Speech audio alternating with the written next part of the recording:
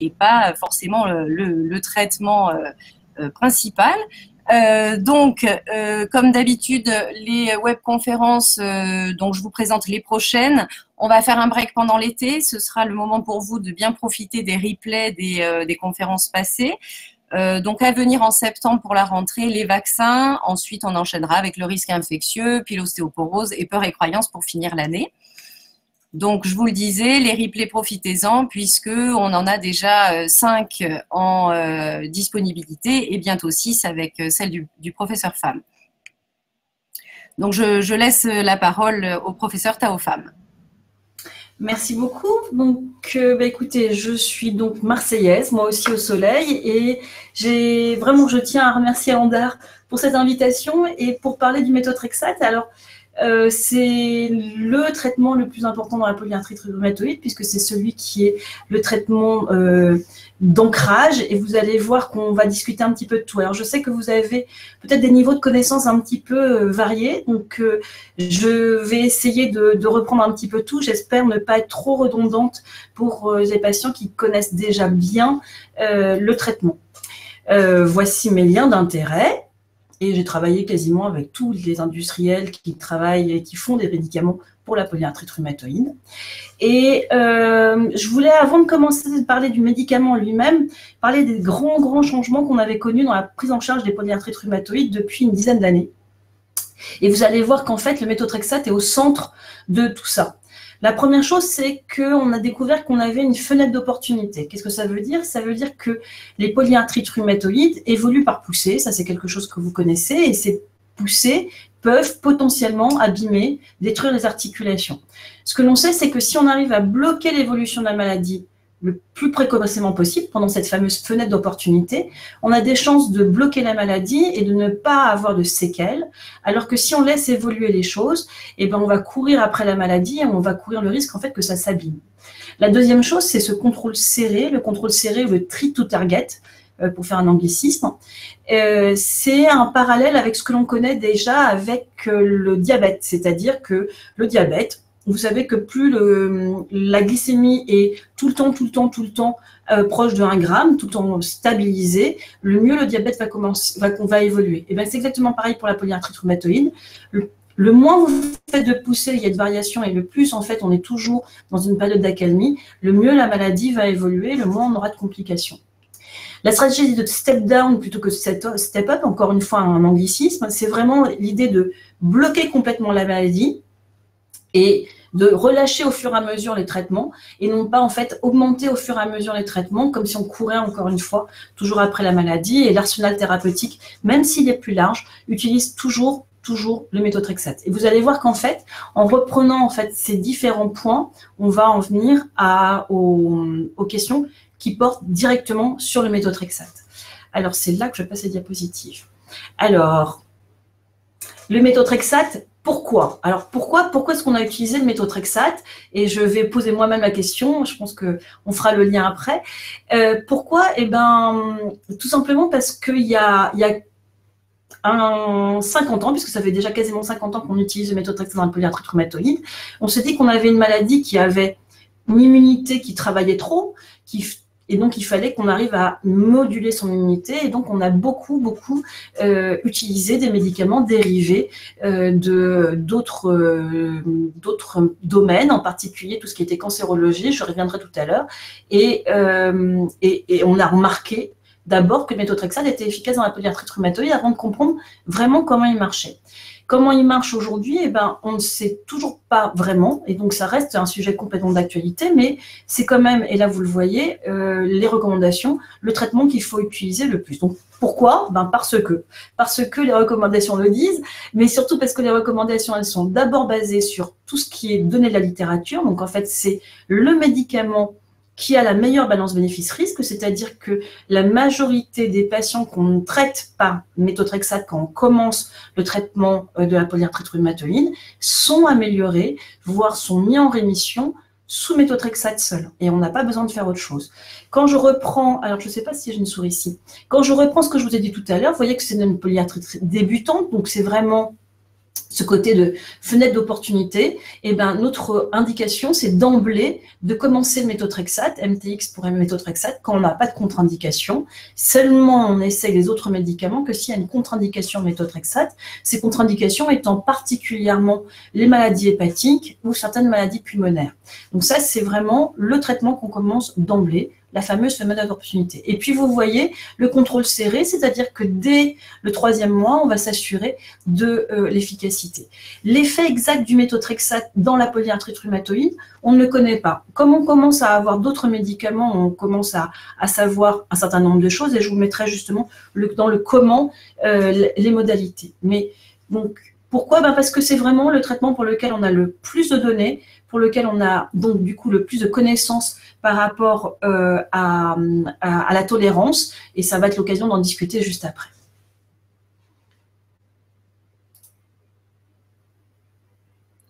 Donc, maintenant que tu nous as expliqué la place du méthotrexate dans la stratégie, en pratique, le métho, ça fonctionne comment et on le retrouve sous quelle forme? Parce que ça a l'air compliqué tout ça. On a déjà des questions sur toutes les formes de méthotrexate auxquelles les gens sont confrontés. Alors, je continue. Alors, comme je vous avais un petit peu annoncé, le méthotrexate, c'est un immunosuppresseur, immunorégulateur, immunomodulateur. Tous ces différents termes concernent un petit peu le même produit, mais finalement en fonction de la posologie. Ce dont on est certain, c'est un antagoniste des folates, qui sont des vitamines, et on en discutera, justement, puisqu'on l'antagonise, puisqu'on va à l'encontre des folates, de temps en temps, il faut en redonner pour essayer de compenser ce qui vous manque. Alors, non, ce n'est pas une chimiothérapie, et donc ce que je dis souvent à mes patients, c'est que voilà la posologie qu'on utilise pour l'ostéosarcome. L'ostéosarcome, donc je vous ai mis une moyenne à peu près, c'est autour de 10 000 mg par mètre carré, et il est rare qu'on fasse qu'un seul mètre carré de surface, donc on fait un petit peu plus que ça, et c'est toujours une fois par semaine en intraveineux. Dans la polyarthrite rhumatoïde, ceux qui le savent que les posologies, elles sont plutôt de l'ordre de 10 à 25 mg versus 10 000 mg, voire plus parce qu'on a par mètre carré, donc on est plutôt à 12 000, 15 000, toujours par semaine. Dans les traitements des cancers, c'est plutôt par voie intraveineuse. Pour la polyarthrite rhumatoïde, c'est plutôt par voie orale ou par voie sous-cutanée. Donc, il est effectivement immunosuppresseur et il a un effet directement sur les cellules et probablement aussi sur la communication et l'immunorégulation à des doses très importantes. Il a plus que ce côté immunorégulateur, modulateur, donc en fait pour un peu stabiliser votre immunité qui fabrique trop d'anticorps dans le dosage de la polyarthrite rhumatoïde. C'est pas encore très précis, hein, mais vraiment parce que tout simplement on ne sait pas exactement quel est le mode d'action. Et aujourd'hui qu'on connaît par exemple les JAK inhibiteurs, et je crois que vous avez eu ou que vous allez avoir un webcast sur les JAK inhibiteurs, et ben maintenant qu'on connaît cette voie d'inhibition, on se rend compte que le méthotrexate par exemple est aussi un inhibiteur des enzymes JAK. Donc c'est peut-être ça, et tout simplement parce qu'on l'a utilisé il y a beaucoup plus longtemps, on ne savait pas comment évaluer son efficacité. On sait aussi qu'il joue sur les récepteurs qui ont un point commun avec ceux je vais y arriver, de la morphine, et il y a peut-être aussi un effet directement antalgique du méthotrexate, mais ça c'est beaucoup moins certain. Alors, il y avait comment ça marche, et puis maintenant c'est comment en pratique. Alors, c'est une fois par semaine. C'est une fois par semaine, mais c'est pas obligatoirement en une seule prise. Pour en particulier ceux qui le prennent en péros, si jamais vous avez des problèmes de tolérance, en particulier des problèmes de tolérance digestive, vous pouvez, sur la même journée, espacer votre prise de 8 heures et diviser la prise en 2, voire même en 3 si vous voulez, mais par contre sur la même journée. On a fait quelques études de pharmacocinétique, je vous en montrerai une après. Ça permet de couvrir à peu près la même chose qu'en une seule prise. L'inconvénient d'espacer les prises même sur une seule journée, c'est de courir le risque de ne pas avoir la dose suffisante. Et ça, par contre, et de rater une des prises, et ça, c'est beaucoup plus embêtant. Alors, on a et la prise orale et la voie sous-cutanée. Pourquoi est-ce qu'on commence la plupart du temps par voie orale? Parce qu'on n'a pas envie de vous embêter avec les piqûres. Pourquoi est-ce qu'on vous propose la voie sous-cutanée? Parce que la voie sous-cutanée a plusieurs avantages. La première, c'est que on est certain qu'on a l'absorption maximale de la dose qu'on a donnée. Je vais le dire autrement, je vais le dire en français. C'est-à-dire que quand vous prenez les comprimés par la bouche, ce que vous observez, vous absorbez, on n'est pas certain que vous ayez, quand vous prenez 15 mg, on n'est pas certain que vous ayez finalement, puisque vous avez une absorption différente en fonction des individus, vraiment 15 mg qui vont faire l'action dans votre organisme. Alors que quand je vous le fais par voie sous-cutanée, les 15 mg sont vraiment 15 mg.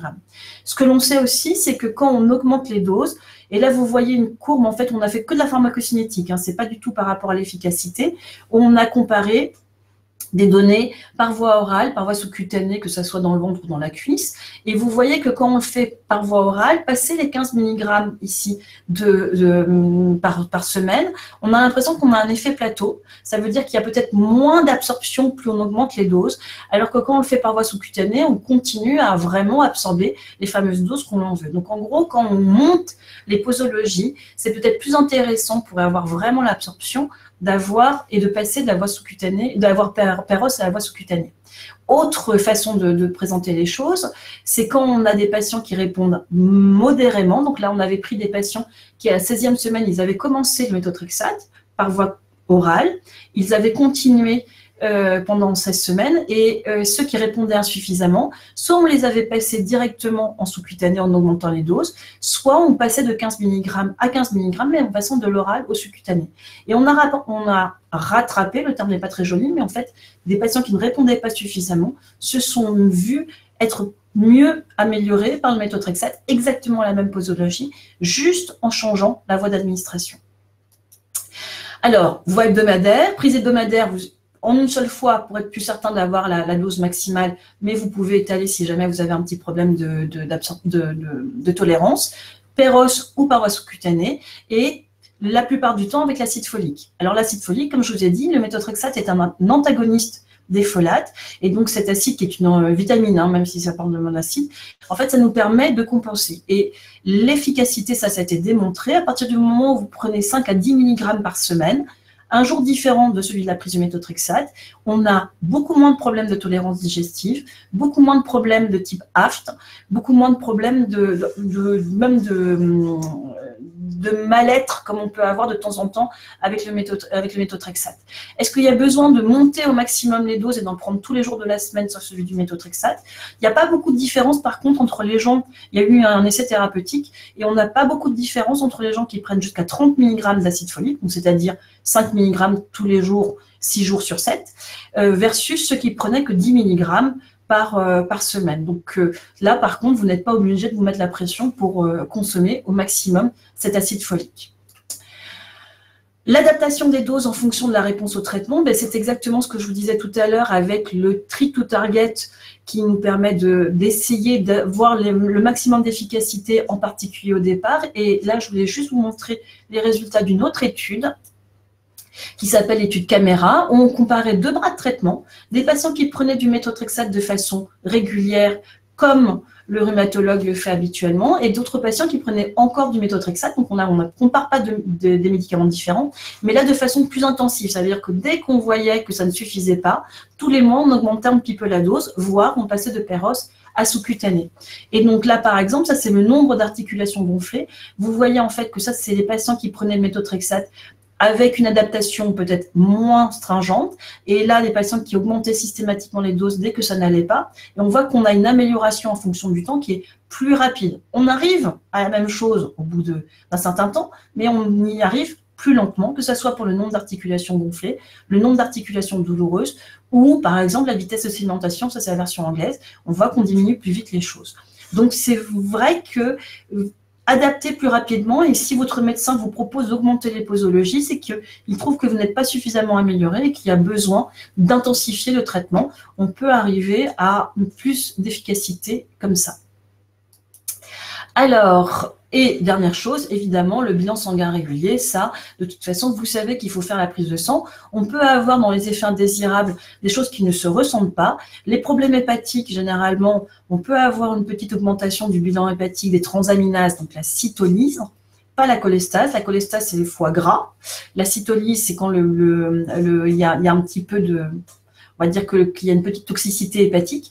On n'est vraiment pas du tout inquiet. Et ça, pendant des années, on a quantifié la dose cumulée de méthotrexate. On a même fait des biopsies hépatiques pour les patients qui prenaient du méthotrexate pendant longtemps. On s'est rendu compte qu'il n'y avait pas d'inquiétude à avoir sur le caractère cumulé du méthotrexate. Par contre, il faut vraiment surveiller le bilan hépatique. Et le bilan hépatique, il commence à nous inquiéter que quand on est largement au-dessus de 3 fois la normale. Quand on est juste un tout petit peu au-dessus, c'est vraiment sans conséquence, il n'y a pas à vous inquiéter. L'autre chose qu'on ne ressent pas, c'est qu'on peut avoir des signes sur les globules, et là par contre il faut le surveiller. L'avantage de le surveiller régulièrement, c'est que quand on arrête, quand il le faut, quand on baisse les posologies, et ben là c'est complètement réversible, donc on peut être rassuré. Alors... Je viens de voir une question qui m'a attrapé l'œil. Alors, avant que je fasse les conséquences sur si je décale ou je rate la présentation, sur les effets psychiques, il n'y a rien qui a été démontré et décrit dans la littérature, mais par contre, quand on parle entre nous, entre médecins, on a tous des patients qui ont des petits syndromes dépressifs, voire même, moi j'ai eu une patiente qui pleurait systématiquement, sans être triste, mais qui pleurait systématiquement le jour de la prise de méthotrexate. Et ça n'a pas changé dans le temps et on a été obligé quand même de changer le traitement au bout d'un moment. Donc je ne sais pas à qui j'ai répondu, mais oui, ça peut arriver et oui, ça peut être le méthotrexate qui est en cause. Alors, quelles sont les conséquences si je décale ou si je rate une prise de méthotrexate, puisque ça, de toute façon, vous êtes humain, nous sommes tous humains, on peut avoir des oublis. Et ça peut nous arriver de temps en temps. Alors, je vous ai juste mis une enquête qui a été menée auprès de 500 patients qui avaient des polyarthrites rhumatoïdes. On leur a demandé s'ils prenaient bien méthotrexate conformément à la prescription, c'est-à-dire toujours au même jour, toujours à la même dose. Et vous voyez que il y a quand même un nombre conséquent, 42% des patients qui n'étaient pas complètement observants. Soit ils avaient pris une dose un petit peu moins forte parce qu'ils avaient peur. Mais il ne faut pas avoir peur parce que vraiment, c'est ça qui va nous permettre d'avoir la meilleure efficacité. Et certains ont sauté des doses. Donc, vous voyez ce que c'est. Donc, vous n'êtes pas seul à faire ce genre de choses. Est-ce que ça a des conséquences? Oui. Et donc, le scoop de la journée, ce sera qu'un traitement, ça marche mieux quand on le prend. C'est drôle quand on le dit comme ça, mais finalement, quand on regarde, on voit ça. Donc, je ne vous ai présenté qu'une seule étude, mais qui était la plus récente, avec 120 polyarthrites rhumatoïdes. Alors, je suis désolée, il y a encore des anglicismes. Prescription du premier traitement de fond, ça veut dire en français, avec qui on a surveillé les choses. Et on a regardé l'observance, on avait des trucs automatisés, où à chaque fois que ça ouvrait, on savait que vous aviez pris ou pas. Je ne pense pas que les gens étaient tordu au point d'ouvrir la boîte et quand même ne pas prendre de médicaments. Donc, on sait qu'on avait une majorité de gens qui n'étaient pas totalement observants et c'est juste pour vous montrer les résultats. Les résultats, on peut les lire de deux façons. Soit vous regardez en fait les gens qui ont été mis en rémission. Le pourcentage des gens qui ont été mis en rémission, et vous voyez qu'à 3 mois, ceux qui prenaient parfaitement bien leur traitement, il y en avait 46% qui étaient déjà en rémission à 3 mois, alors que ceux qui prenaient mal leur traitement, il n'y en avait que 21%. Donc, c'est vraiment important de le prendre correctement. Et vous voyez aussi que ça confirme ce que je vous disais tout à l'heure, c'est que c'est un traitement particulièrement efficace dans la polyarthrite rhumatoïde. À 6 mois, on est à plus de la majorité, puisqu'on est à 64% de patients en rémission. Donc, mieux vous le prenez, plus vous avez de chances d'être rapidement amélioré. Et là, c'est pareil, ça c'est un marqueur, le DAS28, qui est un indice composite qui contient le nombre d'articulations douloureuses, gonflées, la vitesse de sédimentation, la CRP et votre évaluation globale de votre maladie. Et là, pareil, vous voyez que ceux qui prenaient bien leur traitement s'améliorent beaucoup plus rapidement que les autres. On y arrive quoi qu'il arrive, mais on met plus de temps. Donc, ça peut quand même être un argument pour vous pousser à être un petit peu plus observant, même quand vous n'avez pas envie. Et puis, on a essayé de faire des choses pour vous aider. Sonia Tropé vous a parlé des fiches méthotrexate que Landar a édité. Et vous savez aussi qu'avec Landar, on a mis en place une application qui est une application complètement gratuite qu'on a fait élaborer avec la Société française de rhumato et avec Landar en particulier. Et dans cette application, il y a toutes les questions que vous pouvez vous poser sur la tolérance aux médicaments, mais aussi et comment le gérer, mais aussi des rappels pour vous aider justement à être plus compliant au traitement. Dernière question, parce que c'est une question qu'on nous pose régulièrement, c'est pourquoi est-ce que je continue le méthotrexate alors que s'il n'a pas marché, je refais autrement. Votre méthotrexate, vous faites partie hélas des 40 et quelques % de patients chez qui le méthotrexate n'a pas été suffisamment efficace. Ça veut dire que ça marche, mais que partiellement, ou ça ne marche pas du tout. Ou dernière chose, vous n'êtes pas tolérant. Vous n'êtes pas tolérant, la question ne se pose plus, on ne peut pas vous redonner du méthotrexate. Par contre, on vous propose un biomédicament, par exemple, un anti-TNF, et pourtant, votre médecin vous dit qu'il faut continuer le méthotrexate. Alors pourquoi? D'abord parce que toutes les études ont été faites chez des gens dans cette situation. C'est-à-dire que d'abord, on prend des patients qui ont été traités par méthotrexate et seulement si ça ne marche pas, qu'on leur propose le médicament. Et on s'est rendu compte de deux choses. La première chose, c'est que dans toutes les polyarthrites rhumatoïdes, l'association biomédicament, par exemple anti-TNF plus méthotrexate, est plus efficace que anti-TNF seul. Donc là aussi, si on veut être plus efficace, on va jouer. Pourquoi ça l'est plus? Probablement parce qu'il y a un effet synergique. Probablement parce que ça augmente un petit peu la concentration du biomédicament, en tout cas ça c'est certain pour l'infliximab. Probablement aussi parce que vous allez fabriquer moins d'anticorps anti-biomédicaments. Et donc ça explique aussi le deuxième point que je vous ai mis en dessous, c'est qu'en fait l'association biomédicament et méthotrexate permet un meilleur maintien. Donc ça veut dire que vous échappez moins vite à votre traitement quand vous associez le méthotrexate. Donc en fait, on garde le méthotrexate non pas parce que pour avoir son efficacité, mais pour potentialiser l'efficacité de l'autre traitement, du biomédicament qui va avec. Donc j'espère avoir fait un tour à peu près complet du méthotrexate. 20 minutes, c'est vraiment très court. Et puis, je voulais laisser un petit peu de temps, de toute façon, pour la discussion derrière. Donc, cette dernière diapositive, c'est juste pour vous montrer ce que je viens de vous dire par rapport au maintien thérapeutique. Combo, ça veut dire l'association anti-TNF plus méthotrexate versus mono anti-TNF seul. Et vous voyez que là aussi, au début, on a l'impression que ça ne change pas grand-chose. Et puis, au bout de quelques temps, en fait, probablement le temps que on perde l'effet rémanent du méthotrexate, enfin, en tout cas, c'est une hypothèse absolument pas scientifique, on voit qu'on a quand même un meilleur effet qui se maintient dans le temps quand on associe l'anti-TNF avec le méthotrexate que quand on le laisse seul et qu'on a un petit peu un échappement qui va faire en termes d'efficacité et en termes de tolérance.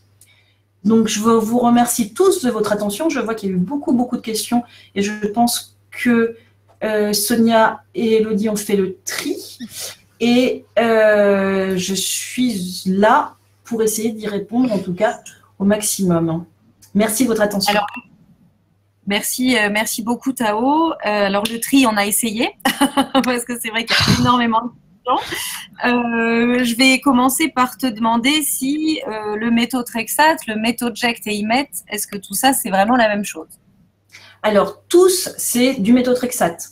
Après, c'est du méthotrexate par voie orale, par voie sous-cutanée. Vous pouvez après préférer l'un ou l'autre, en particulier parce que là, il y a des modalités d'injection qui sont un petit peu différentes, que ce soit le stylo, il y en a un qui vous sied mieux que l'autre, ou vous préférez les seringues parce que vous ne voulez pas toucher du tout au truc et que vous préférez que ce soit quelqu'un d'autre qui le fasse, il n'y a aucun problème.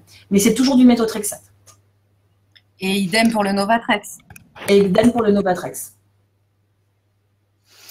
Alors là, j'ai une question concernant les enfants qui sont sous méthotrexate. Est-ce qu'il y a une forme de toxicité? Une intervenante nous dit que son enfant attrape beaucoup d'infections. Donc, est-ce que ça pourrait affaiblir le système immunitaire? Voilà, c'est une question. Alors, pour le méthotrexate pour les enfants, il faut savoir que proportionnellement, les doses qu'on donne aux enfants sont plus importantes par rapport à leur poids que ce que l'on donne chez l'adulte. Donc oui, il y a un effet immunodérégulateur. Souvent, de toute façon, c'est surtout l'association avec les corticoïdes qu'on associe qui font qu'on a beaucoup plus de risques d'infection. Donc si c'est ce type de toxicité, parce que là, après, je ne sais pas très bien de quoi on parle, il faut savoir par contre que le méthotrexate est depuis très longtemps utilisé aussi chez les enfants et il n'y a pas d'inquiétude à avoir sur le caractère cumulé si c'est ça qui inquiète la maman. D'accord, merci. Okay. Merci Tao. On nous demande aussi, parce que tu parlais de bilan sanguin régulier, donc c'est quelle fréquence le bilan sanguin régulier sous métaux? Alors, au départ, c'est juste pour s'assurer que vous n'ayez pas de problème de tolérance, c'est plutôt dans les premières semaines, au moins une fois avant et après. Alors, je n'ai pas parlé de tout le bilan préthérapeutique. Le bilan préthérapeutique, en plus, on doit vérifier quand même un petit peu vos poumons et autre chose. Mais après, c'est plus qu'une piqûre, une prise de sang tous les 3 mois. Donc, un tout petit peu plus serré au départ pour s'assurer que vous n'ayez pas de problème de tolérance. Et puis après, c'est plus qu'une fois tous les 3 mois. Merci. Alors, encore des questions sur les liens entre le méthotrexate, et donc là, c'est pas les problèmes psychologiques, mais c'est les acouphènes. Est-ce que ça peut provoquer des acouphènes? Alors là, ça ne fait pas partie, en tout cas, des effets indésirables les plus souvent rapportés. En tout cas, non, je ne ferai pas un lien direct. J'irai d'abord chercher une cause autre d'acouphènes avant d'accuser le méthotrexate. D'accord, merci. On nous demande aussi à plusieurs reprises l'impact sur la mémoire et la concentration. Alors là, ça fait partie des questions qui sont particulièrement difficiles parce que d'abord, c'est toujours multifactoriel et qu'on est toujours avec la fatigue. Alors, il y a, on va dire, plusieurs causes à la fatigue. La cause principale, c'est votre maladie. La maladie, quand elle est mal équilibrée, donc surtout au moment justement où on introduit le médicament, c'est-à-dire qu'il n'a pas encore eu le temps d'être efficace, ben vous êtes justement avec un médicament que vous avez commencé et encore la maladie qui est très active. Donc la fatigue, c'est un des signes principaux de la maladie. Donc ça peut être aussi que vous n'êtes pas suffisamment amélioré et que vous avez ça. De temps en temps, alors ça c'est vraiment, si on doit faire un pourcentage vraiment très à la louche, ça va être un malade sur 10. Il est vraiment fatigué par la prise de méthotrexate. Donc ça peut arriver quand même. Donc le méthotrexate peut être quand même aussi responsable en lui-même. Donc là, il faut vraiment que vous regardiez si votre fatigue elle est constante ou si elle est vraiment rythmée par la prise du médicament. Et puis après, la fatigue, elle est multifactorielle. Il suffit que vous soyez en période d'examen, actuellement en train de passer le baccalauréat ou autre chose. Évidemment, vous pouvez avoir d'autres causes de fatigue. Alors, évidemment, du coup, quand on est fatigué, souvent, en fait, c'est pas des pertes de mémoire, c'est qu'en fait, on est moins concentré et donc on assimile moins les choses. Donc, on a l'impression qu'on perd la mémoire, mais en fait, on n'a surtout pas mémorisé. Donc, c'est souvent tout est assez lié et c'est difficile toujours de faire la part des choses. Une des façons de faire, mais c'est vrai que c'est difficile et je ne vais pas plaider pour ça, c'est vraiment quand on a un problème avec un effet indésirable, quand on a éliminé toutes les autres causes, que ce soit pour les histoires d'acouphènes ou pour la fatigue, la dernière solution, après, c'est d'arrêter le traitement et de voir si vraiment l'effet secondaire disparaît, ou en tout cas la plainte disparaît en même temps, mais c'est courir aussi le risque que la maladie prenne le dessus. Donc, le plus important quand même, c'est déjà de bloquer la polyarthrite. Ok, merci. Alors, une question sur la possibilité de récidive. Quel est le pourcentage de récidive lors de l'arrêt du méthotrexate? Et à quel moment la maladie peut potentiellement redémarrer après cet arrêt ou voire une diminution du traitement? Alors, j'ai l'impression qu'il y a plusieurs questions en une, donc je vais essayer de reprendre. Alors, la première, c'est notre objectif, et notre premier objectif, c'est de mettre la polyarthrite ou surtout de vous mettre en rémission. Donc, c'est de bloquer complètement la maladie. Le deuxième objectif, c'est de mettre en rémission avec le moins de traitements possible. Les moins de traitements possibles, ça va être d'abord d'éliminer la cortisone et puis, si on peut, baisser après les doses de méthotrexate. Donc, normalement, là, je ne suis pas encore en train de discuter de récidive. Après, chez les patients chez qui on a pu obtenir cette rémission prolongée, alors prolongée, c'est vraiment plusieurs mois sans aucune poussée où on est complètement rassuré. Là, on peut discuter d'arrêter ou diminuer jusqu'à l'arrêt le traitement. Et là, le pourcentage de récidive, alors on l'a fait beaucoup avec les biomédicaments parce qu'ils coûtaient particulièrement cher, on l'a peut-être un petit peu moins fait avec le méthotrexate, mais la polyarthrite est une maladie chronique. Donc, c'est une rémission, et vous entendez bien rémission et pas guérison dans ce que je vous explique. Ça veut dire que oui, ça va repartir à un moment ou un autre. Alors, le moment ou un autre, par contre, ça, si c'est plusieurs années, tant mieux pour vous. Ça veut dire que ce sera plusieurs années sans aucun traitement. Mais il est difficile de dire qu'il n'y aura pas de récidive. D'accord, merci. Alors, on a beaucoup de questions sur les effets indésirables. Oui. Donc, on pose la question sur les nausées, la fréquence, la perte de cheveux, la prise de poids, les brûlures dans la gorge. Alors, je vais essayer de les reprendre les unes après les autres. Les nausées. Les nausées, oui, ça peut arriver. C'est surtout dû à la perte de folate. Donc, la première chose à faire, c'est vraiment de faire l'association acide folique et méthotrexate. On sait que ça peut être aussi plus important par voie orale que par voie sous-cutanée. Donc, il ne faut pas hésiter à basculer d'une voie à l'autre. Après, chaque individu est très particulier, donc c'est peut-être le contraire. Ou peut-être que c'est la voie orale qui vous réussira mieux que la voie sous-cutanée. Donc, n'hésitez pas à changer d'une voie d'administration à l'autre. Et qu'est-ce que je voulais dire? Je crois que j'ai à peu près tout dit. Ah oui, et vous pouvez un peu espacer, la façon dont je vous ai dit tout à l'heure, l'espacer sur la journée, ça peut de temps en temps aussi permettre que ça passe un petit peu. Mais je sais qu'il y a des malades, vraiment, les nausées ne passent pas. Dans ce cas-là, on essaie de diminuer la posologie pour que ça soit efficace. Que ça soit efficace sur la tolérance, pardon. Mais on court toujours ce risque de perdre d'efficacité.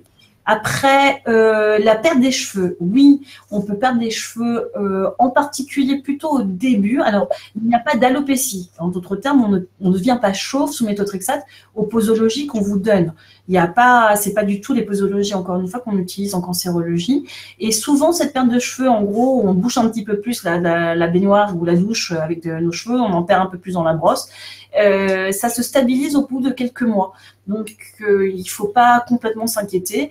Après, vous pouvez prendre aussi un petit peu plus de B12, de folate, qui sont aussi, donc les folates dont je vous ai parlé, de la B12 qui est une autre vitamine pour essayer de stimuler. Et puis, je crois que les dermatologues donnent, bon, je ne suis pas assez bonne dermatologue pour vous dire après ce qu'ils donnent, des gélules de gélatine ou de je ne sais plus quoi, en fait, pour que ça pousse un peu mieux. Après, j'ai oublié, Sonia. La prise de poids, en fait, la personne clairement dit qu'elle est le fautif. J'ai une importante prise de poids, alors je fais attention à mon alimentation. Je prends du méthotrexate, de la cortisone et du Lyrica. Qui est le coupable? Alors là c'est difficile parce qu'il y a quasiment tout le monde qui peut être fautif. Alors, le premier fautif, ça peut être déjà tout simplement la maladie, encore une fois, quand on est en période d'introduction du traitement, c'est-à-dire que vous êtes en poussée probablement de la polyarthrite et donc de fait vous bougez moins. Donc déjà avoir moins d'activité peut faire que tout simplement on profite un petit peu plus de ce qu'on mange même sans changer son alimentation. Le Lyrica est un grand pourvoyeur de prise de poids, ça c'est quelque chose de particulièrement connu, et la corticothérapie, oui aussi. Le méthotrexate, normalement, n'est pas celui qui est le plus associé à la prise de poids. Maintenant, ce qu'il faut savoir, c'est que l'inflammation est quelque chose qui vous consomme de l'énergie, et que donc souvent, en fait, on est plutôt... Alors, quand j'essaie de l'expliquer à mes malades, je dis jusqu'avant, vous aviez cette maladie qui avait au moins comme avantage de vous consommer un petit peu d'énergie, donc en fait, elle ne vous faisait pas profiter complètement. Et quand vous revenez à notre niveau à nous, une personne qui n'a pas d'inflammation en continu, vous reprenez exactement ce que vous avez. Donc ça, on l'a remarqué par exemple avec les biomédicaments, et quasiment avec tous les biomédicaments, quand on fait disparaître l'inflammation, on a une prise en moyenne de 2-3 kilos. Donc, c'est quelque chose qui peut être aussi un effet bénéfique du traitement, c'est-à-dire que vous avez moins d'inflammation et donc vous prenez un petit peu de poids. Alors, on a une question, c'est lié certainement un peu au poids. Est-ce que le méthotrexate est efficace avec un bypass? J'imagine le bypass gastrique. Oui, alors il n'est pas absorbé au niveau gastrique. Donc, en fait, ça ne changera pas grand-chose. Par contre, c'est vrai que pour une meilleure tolérance, là, il serait plus intelligent de prendre le méthotrexate par voie sous-cutanée. Mais sinon, il n'y a pas de problème. Mais plus par rapport à la tolérance que par rapport à l'absorption et l'efficacité. D'accord, merci. Alors, on a une question bizarre qui vient de tomber. Vous dites que le méthotrexate et IMED, c'est tout pareil. Alors, pourquoi les rhumatos prescrivent les deux en même temps? Quel est l'intérêt? Et alors là, Alors, si je peux imaginer, c'est tout simplement parce qu'en fait, ils n'ont pas les mêmes dosages. C'est pour vous éviter de manger beaucoup de comprimés. C'est-à-dire que quand vous avez, par exemple, un dosage à 12,5 mg, soit on vous fait prendre 5 comprimés à 2,5, soit on vous fait prendre un comprimé d'IMED à 10 mg et un comprimé de Novatrex ou d'autres choses à 2,5. Donc, en fait, c'est juste pour vous faire consommer moins de comprimés. C'est pour vous simplifier la vie. Si un produit faisait tous les dosages, ça nous simplifierait nous aussi la vie. Mais là, le plus important, c'est que vous ayez moins de comprimés. Je pense que c'est ça la réponse. Ok, c'est l'alliance des deux, en fait. C'est l'alliance des deux, c'est tout simplement pour obtenir avec le moins de comprimés possible la même posologie. Ok, on a pas mal de questions sur les associations médicamenteuses.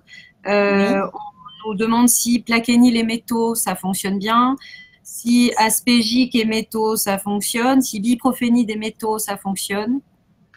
Alors, c'est des questions différentes. Alors, on parle des associations de traitement de fond. Donc, c'est-à-dire, les associations de traitement de fond, c'est plutôt ce qu'on propose chez des gens qui n'ont pas suffisamment répondu au méthotrexate. Et donc, soit on vous propose un de médicaments, soit, pour d'autres raisons, on vous propose une association de traitement de fond conventionnel, classique. Et le plaquenil en fait partie, la salazopyrine, la sulfasalazine en fait partie aussi. On sait qu'on est plus efficace avec une trithérapie qu'avec une bithérapie. C'est-à-dire que, si je le dis autrement, c'est plus efficace de prendre méthotrexate, salazopyrine plus plaquenil que de prendre méthotrexate plus plaquenil seul pour l'association et pour l'efficacité sur le traitement de fond chez les gens qui n'ont pas suffisamment répondu au méthotrexate seul.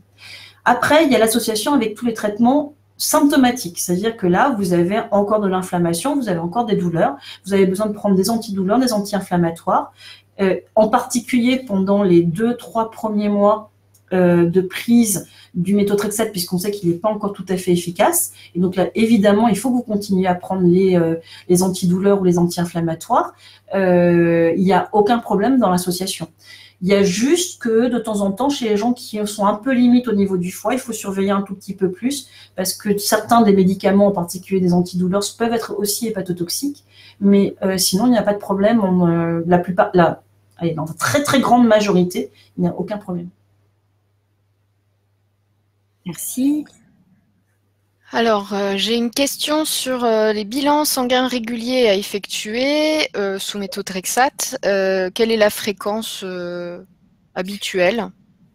Alors, on nous l'a dit tout à l'heure, c'est dans les 3 mois. Ah, c'est chaque. Je l'ai dit sur la prise de sang, c'est tous les 3 mois. Et après, tout dépend en fait, du terrain. C'est-à-dire que, évidemment, si vous avez d'autres maladies associées, une atteinte pulmonaire ou autre chose, la surveillance sera après complètement adaptée pour vous.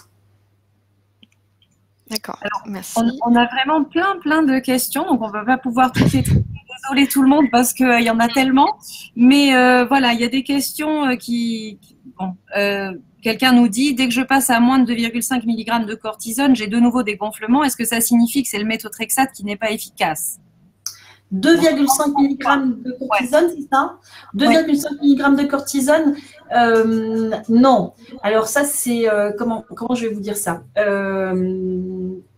On a été très optimiste à une époque. On se disait qu'on va réussir à mettre tout le monde en rémission, comme je vous disais tout à l'heure, et en rémission avec 0 traitement à côté, c'est-à-dire plus de cortisone, plus d'anti-inflammatoire, plus d'antidouleur. Et puis on s'est rendu compte quand même qu'il y avait pas mal de polyarthrite rhumatoïde qui avaient besoin, de patients qui avaient encore besoin de garder un petit fond de cortisone ou un petit fond d'anti-inflammatoire.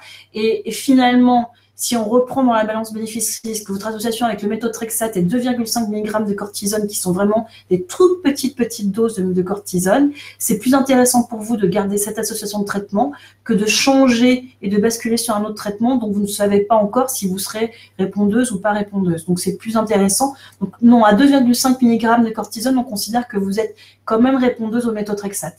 Si, par contre, vous êtes obligé de garder des doses qui sont au-dessus de 7,5 voire 10 mg de cortisone, là, par contre, il y a vraiment les effets indésirables de la cortisone qui sont à mettre dans la balance. Et là, on considère que le méthotrexate n'est pas suffisamment efficace. Alors, j'ai une question toujours en lien avec la polyarthrite juvénile. Est-ce que ça peut causer des problèmes dans le cas de la puberté ou même pour une grossesse un jour? Alors là, peut-être que ce sera l'occasion de créer un webcast et donc je souffle l'idée à Sonia pour qu'elle fasse quelque chose avec un rhumatopédiatre parce que je ne suis pas rhumatopédiatre et donc je ne voudrais pas me lancer dans des choses auxquelles je ne peux pas répondre. Non, normalement, le méthotrexate n'est pas associé à des troubles de la croissance, mais souvent, encore une fois, il s'associe à la cortisone chez les enfants. Et par contre, la cortisone, oui, elle est vraiment associée à des troubles de la croissance. Aujourd'hui, avec que 50 ans de recul, mais nous n'avons que 50 ans de recul, on n'a pas de données a posteriori chez les enfants traités. J'imagine que en fait, certaines personnes ont des idées derrière la tête.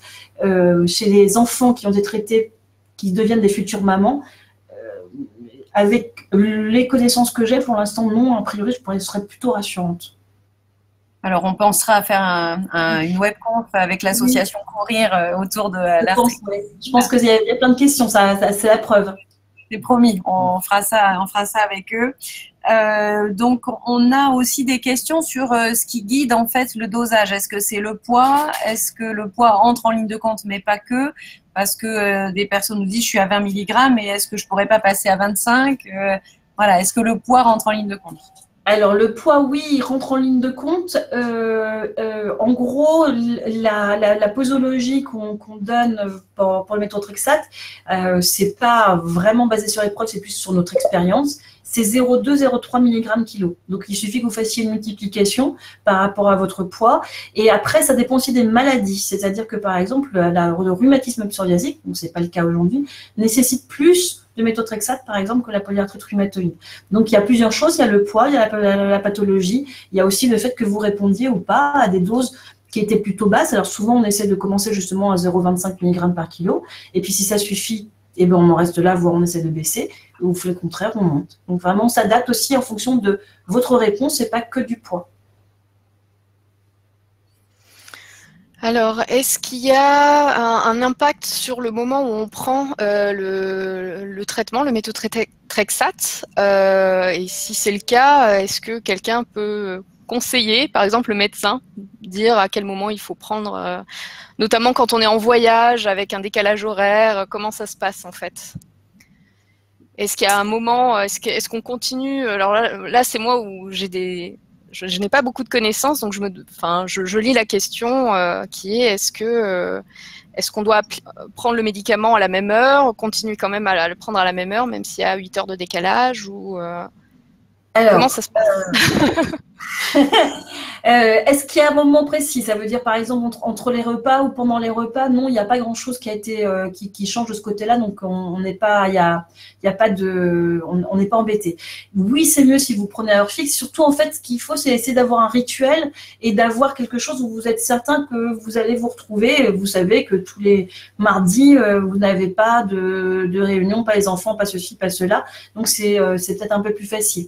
Après, comme j'ai dit pendant la webconférence, c'est vrai que quand on voit les gens qui décalent, et une des choses qui était régulièrement faite, c'est sauter un jour, on perd un petit peu en efficacité, donc il faut éviter ça.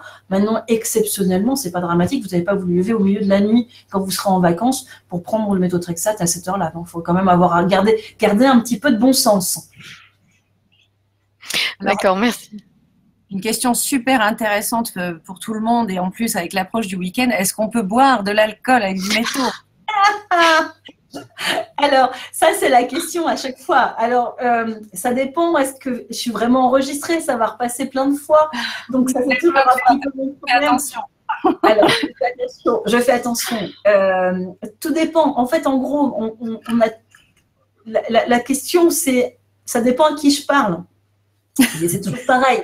Si je parle à quelqu'un que je sais être quelqu'un de raisonnable et à qui je peux dire oui, bien sûr, vous pouvez boire un petit peu de temps en temps, il n'y a aucun problème. Si je parle à quelqu'un qui est moins raisonnable et je lui dis oui, vous pouvez boire et qu'il l'entend, ben ça veut dire que je peux faire la beuverie sur beuverie. Non, ça, c'est pas possible. Donc, en gros, tout est dans le raisonnable comme d'habitude. Mais oui, c'est possible. Dans le raisonnable. La personne qui posait la question, dites oui. Donc, confirmez, s'il vous plaît. Marie-Laure, c'est bon. Comment voulez-vous que je dise entre le rosé et pastis?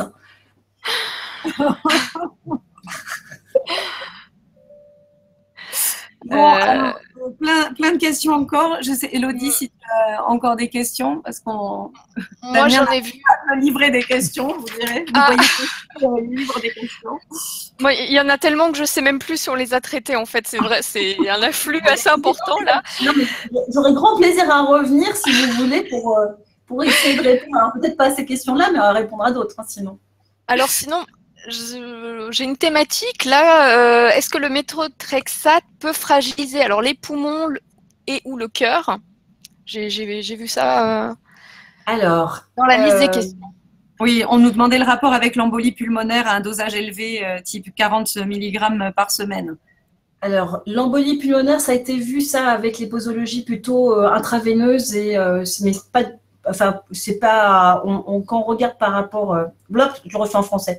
Quand on regarde aux posologies qu'on a, on prend des populations globales parce que tout le monde peut faire des embolies pulmonaires. Et donc, en fait, on se retrouve avec des proportions qui sont à peu près les mêmes que celles dans la population générale. Donc, a priori, il n'y a pas de relation de cause à effet. Par rapport aux poumons, alors là, il y a vraiment un effet indésirable qui s'appelle une atteinte immunoallergique, où là, on peut faire une vraie réaction allergique pulmonaire au méthotrexate. Ça, c'est quelque chose de particulièrement sévère. Ça peut arriver, c'est rarissime. Par contre, ce qui nous embête par rapport au poumon, c'est que le poumon, justement, quand on fait cette réaction allergique, le mode pour s'en rendre compte, c'est que les gens se mettent à tousser. Et donc, quand on est... Mais la tousse, ça peut être tout n'importe quoi. Donc, vous imaginez bien que chez quelqu'un qui tousse parce qu'il fume, on va être embêté si tous les jours on doit s'inquiéter pour savoir si en fait il est en train de faire une réaction allergique ou si c'est tout simplement sa bonne grosse toux de fumeur invétéré. Donc c'est vrai que le tabac est quelque chose qu'on n'aime pas tellement en association avec le méthotrexate, surtout pour ce type de surveillance. Dernière chose, la polyarthrite rhumatoïde peut donner des atteintes pulmonaires, donc en fait des pneumopathies interstitielles qui sont dues à la polyarthrite rhumatoïde, et là par contre, le méthotrexate est un excellent traitement de l'attente pulmonaire. Donc vous voyez que en fonction, on ne peut pas dire poumon, point. On peut dire poumon, si c'est une atteinte de la maladie, c'est intéressant de mettre du méthotrexate. Poumon, quand vous fumez, on est toujours un petit peu embêté par rapport à la surveillance. Donc là, et puis surtout en plus, il y a déjà un poumon qui n'est pas tout à fait normal. Donc évidemment, si on fait une réaction allergique par-dessus, elle aura des conséquences plus importantes. Et puis oui, il y a un effet indésirable, il existe vraiment, mais il est rarissime. Pour la maladie interstitielle, c'est quoi la prévalence dans la population polyarthrite? C'est une bonne question. Je pense qu'elle a beaucoup changé parce qu'en fait, les données qu'on a sont sur des populations anciennes de polyarthrite rhumatoïde avant le changement de prise en charge des 10 dernières années. Et là, vraiment, par rapport à la pratique qu'on a, nous, au quotidien, on n'en voit quasiment plus. Donc, je pense que la prévalence, maintenant, si je prends les vieux chiffres, en fait, elle n'aura pas beaucoup de valeur. D'accord. Donc, c'est plutôt rassurant sur ces atteintes-là. Plutôt rassurant de ce côté-là, ouais. Okay. J'ai une... Il ne faut pas négliger si on se met à tousser ou si on a de la fièvre ou si on a une réaction au méthotrexate. Ça, par contre, ça peut être ça. Alors, on nous demande si le méthotrexate en première intention, lorsqu'on est en âge de procréer, c'est la bonne idée ou s'il y a d'autres traitements non tératogènes. Alors, c'est un traitement tératogène, donc ça c'est sûr et certain que pendant la grossesse, il ne faut pas, et que dès qu'on sait qu'on est enceinte, il faut l'arrêter. L'avantage du méthotrexate, en revanche, c'est que c'est un traitement qui a une demi-vie très très courte. Ça veut dire qu'il a une demi-vie de quelques heures. Si je le dis autrement, en moins médical, ça veut dire que vous l'éliminez très rapidement. Donc, à partir du moment où on a commencé le méthotrexate, par exemple, et que notre objectif, c'est plutôt de vous mettre en rémission parce qu'on sait que les femmes qui ont une polyarthrite qui est mal équilibrée ont plus de mal à être enceintes.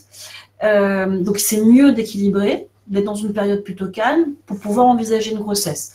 Et une fois que vous êtes en rémission, là, par contre, on peut arrêter le méthotrexate sans aucun problème puisqu'il s'élimine très rapidement. Et donc, il suffit d'attendre le cycle prochain et vous avez un ovocyte tout beau, tout neuf, qui n'a jamais été en contact avec le méthotrexate. Ok, donc le métho, ça reste valable.